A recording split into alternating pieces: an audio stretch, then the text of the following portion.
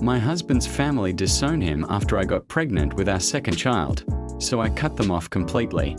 Now they're begging to see their grandchildren after he inherited $3 million. I, 32F, have been with my husband, Mark, 33M, for 10 years, married for 7. We have 2 beautiful children, our daughter, Lily, 4F, and our son, Ethan, 1M. Our relationship started like a whirlwind romance. We met in college, fell head over heels, and were inseparable. Mark's family, particularly his mother, Susan, and his sister, Jessica, were initially very welcoming.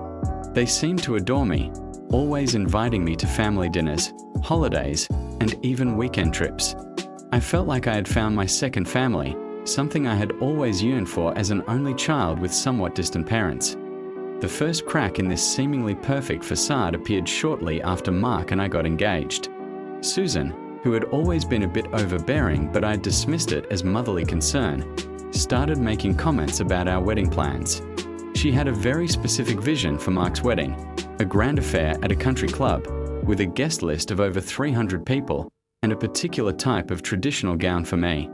My vision, on the other hand, was a more intimate, rustic wedding at a vineyard, with around 100 guests, and a simple, elegant dress. When I politely tried to explain my preferences, Susan became visibly upset. She accused me of being selfish, of not caring about family traditions, and of trying to exclude her from her only son's special day. Mark, bless his heart, tried to mediate, but Susan was relentless. The arguments escalated, and eventually, we compromised, leaning more towards her desires to keep the peace. The wedding was beautiful, but a part of me felt like it wasn't entirely ours. After Lily was born, things took a turn for the worse. Susan and Jessica became incredibly critical of my parenting. Every decision I made, from how I fed Lily to how I dressed her, was scrutinized. If Lily cried, it was because I wasn't holding her right. If she slept through the night, it was because I wasn't stimulating her enough during the day. Jessica, who was single and childless at the time, was particularly vocal, often quoting articles from questionable parenting blogs as gospel. I tried to be patient, to explain my choices based on pediatrician advice and my own instincts, but it was like talking to a brick wall. Mark was always on my side, defending me fiercely, but it put immense strain on his relationship with his mother and sister.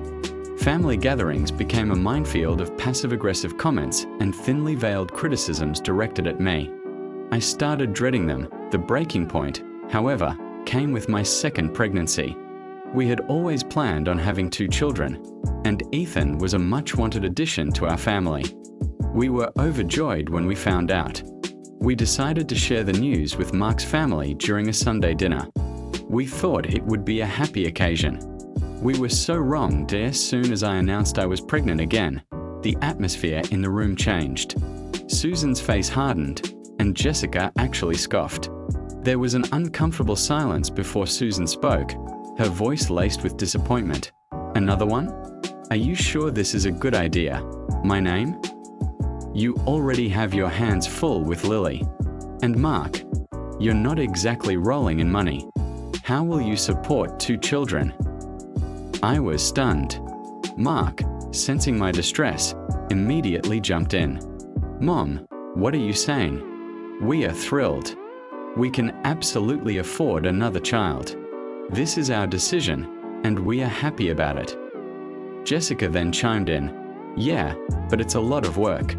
And you know, Lily is already a handful. 2 kids are going to tie my name down even more. She won't be able to contribute to the household properly. Mark, you'll be solely responsible. It's not fair to you." The conversation quickly devolved into an argument. Susan and Jessica launched into a tirade about how irresponsible we were, how I was trapping Mark with more children, and how I was ruining his potential for career advancement by burdening him with a large family. They even went so far as to imply that I was getting pregnant on purpose to control Mark and his finances. It was absolutely disgusting. Mark, increasingly enraged, stood up and declared that if they couldn't be happy for us, then we would leave. Susan, with a chillingly calm voice, then said something that cut Mark to the core. If you choose to bring another child into this world with her, Mark, then don't expect any support from us. In fact, consider yourself disowned. We won't be associated with such irresponsible choices. Mark was speechless. I could see the betrayal and hurt in his eyes. He tried to reason with her, to make her understand that this was his family, his choice, but she was resolute. Jessica just nodded in agreement. It was clear their minds were made up. We walked out of that dinner in a daze, the joyous news of our pregnancy completely overshadowed by their cruel ultimatum. For weeks, Mark was devastated. He tried to call his mother and sister, hoping they would cool down and apologize, but they refused to answer his calls or respond to his messages. They essentially cut him off completely, just as they threatened. It was heartbreaking to watch him go through that. His father, David, was always a passive presence, never openly siding with Susan or against her, and true to form, he remained silent throughout this ordeal. He never reached out to Mark, not even once. During this time, I made it clear to Mark that I would support him no matter what. I told him that if his family couldn't accept me and our children, then they weren't truly his family. It was a tough decision, but ultimately, we decided to cut them off entirely. It was a painful process, especially for Mark, who had always been very close to his mother. But the emotional toll their constant criticism and recent abandonment had taken on us was too great. We blocked their numbers, unfriended them on social media, and made a conscious effort to move forward without them. Life without Mark's family was surprisingly peaceful. The constant stress and anxiety of impending family gatherings disappeared. We focused on building our own happy family with Lily and preparing for Ethan's arrival. We leaned on my parents more, who, while not overly effusive, were always supportive and loving in their own quiet way. My few close friends and Mark's friends became our chosen family, showering us with love and encouragement. Ethan was born healthy and happy, and our family felt complete. Lily was an amazing big sister, and our house was filled with laughter and love. We never heard a peep from Mark's family. Not a single card, text, or call acknowledging the birth of their grandson. It hurt, especially for Mark, but we tried to focus on the positive and appreciate the peace we had found. Then, about 3 months ago, Mark received a letter from an attorney. It was from his maternal grandmother's estate. Mark's grandmother, whom he adored, had passed away peacefully in her sleep a few months prior. She had always been a sweet, loving woman who never got involved in the family drama. She had always been kind to me and doted on Lily. We were sad to hear of her passing, but due to the estrangement, we hadn't been informed until this letter. The letter stated that Mark's grandmother had left him a substantial inheritance, $3 million. We were floored. We knew she was comfortable, but we had no idea she had amassed such a fortune. The letter also stated that she had explicitly stipulated in her will that the inheritance was to go solely to Mark, with a clause that specifically excluded Susan and Jessica from having any claim to it, citing their past conduct towards Mark and his growing family. She had always been a shrewd woman, and it seemed she had seen through Susan and Jessica's manipulative behavior all along. The news was overwhelming. $3 million. It was life-changing money. We decided to invest a significant portion of it for our children's future, pay off our mortgage, and set up college funds. We also planned a dream family vacation. It felt like a fresh start, a reward for all the emotional hardship we had endured. The news of Mark's inheritance, however, somehow reached Susan and Jessica. We have no idea how. We were very careful not to post anything on social media or tell anyone outside of our closest, most trusted friends and my parents. We suspect it might have been an administrative error by the estate lawyer, or perhaps someone who knew the grandmother and knew Mark was an heir. Regardless, the damnbroke.my phone, which had been blissfully silent from their end for over a year, started ringing incessantly. Susan and Jessica were calling, texting, leaving voicemails. Mark's phone was also blowing up. We ignored them all. Then, they started showing up at our house unannounced. The first time, Susan and Jessica were waiting on our porch when Mark got home from work. Lily was with him, and she recognized her grandmother, excitedly saying, "Grandma, Mark, however, quickly ushered Lily inside and confronted them. Susan immediately launched into a tearful apology, saying she missed her son so much and regretted everything. Jessica, for her part, looked sheepish, mumbling something about how family should always stick together. Mark, still reeling from their previous abandonment, was firm. He told them they had made their choices when they disowned him and expressed no interest in his children. He reminded them that they had explicitly stated they didn't want to be associated with him or his irresponsible choices. He told them that actions have consequences and that we had moved on. He said he would call the police if they showed up again. They left, looking shocked and defeated, but they didn't give up.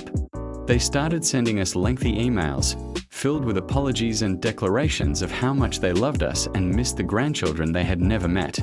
They tried to paint themselves as victims, claiming they were misguided and under a lot of stress when they disowned Mark. They even sent gifts for Lily and Ethan, which we promptly returned unopened. Their persistence escalated to a new level last week. They showed up at Lily's preschool, trying to pick her up.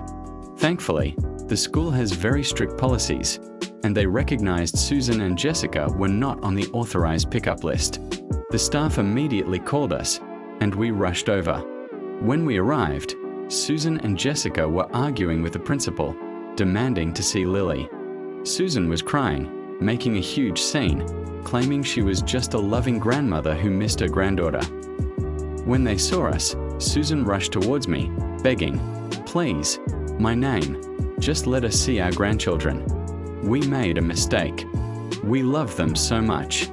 We want to be a part of their lives." Jessica chimed in, "Yeah, Mark, come on. You can't keep your children from their family. It's not right." I was furious.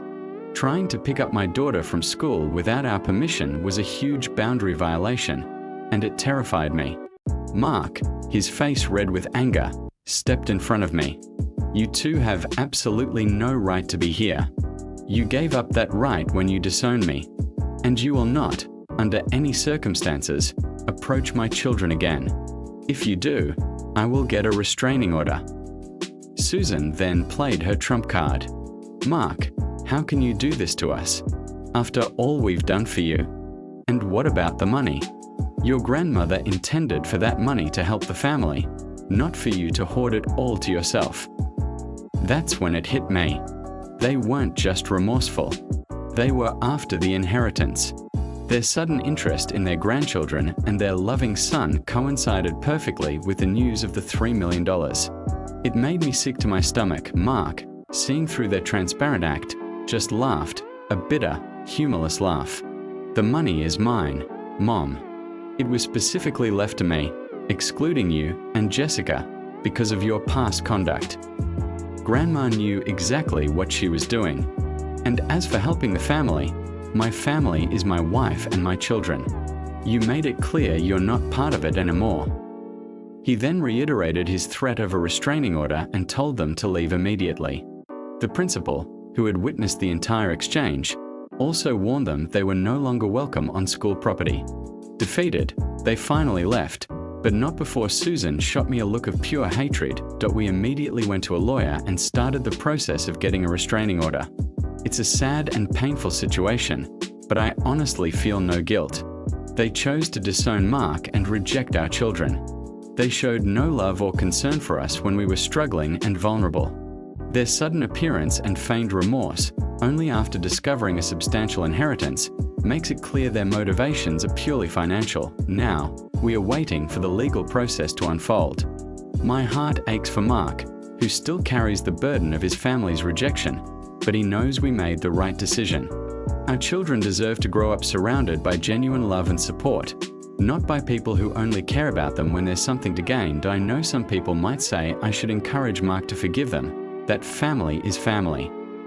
But I truly believe that some relationships are too toxic to salvage, and sometimes, for the sake of your own mental health and the well-being of your immediate family, you have to cut ties, no matter how painful. We are building a happy life, free from their drama and negativity, and that's what truly matters. We have our little family, and that's more than enough for us.